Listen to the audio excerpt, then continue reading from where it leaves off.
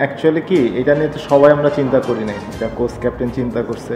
তো ওইখানে সুপার ওভারে পরিকল্পনা কেন সুপার ফ্লপ? বাংলাদেশের প্রথম সুপার ওভার অভিজ্ঞতা।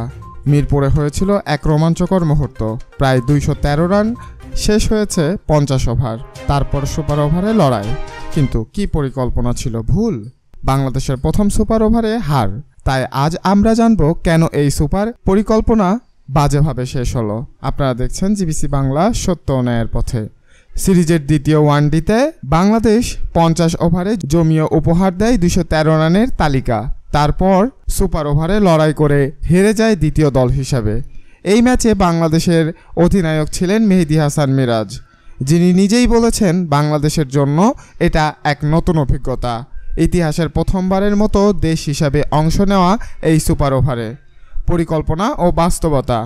বাংলাদেশ সুপার ওভারে গিয়ে বাউন্ডারি মারার কথা ভাবছিল, তবে সেটা হয়নি।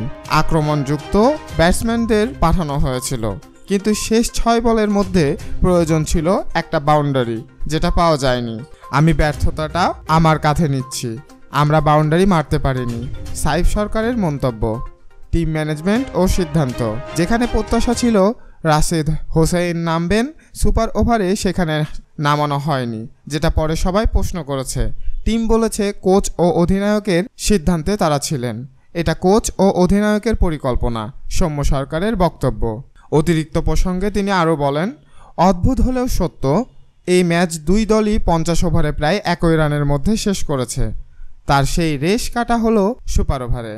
এই অভিজ্ঞতা বাংলাদেশের ক্রিকেট ইতিহাসে নতুন অধ্যায় হলেও ফল ছিল হাওয়া। হার হয়ে রইল এক উপলব্ধি। প্রথমবার সুপার ওভারে যাবার পরিকল্পনা সুপার মনে হলেও নিশ্চিদ্রভাবে সফল হয়নি। হয়তো এই অভিজ্ঞতাই বড় শিক্ষা। পরবর্তী ম্যাচে বদলাবে পরিকল্পনা, যা বদলাবে মনোবল।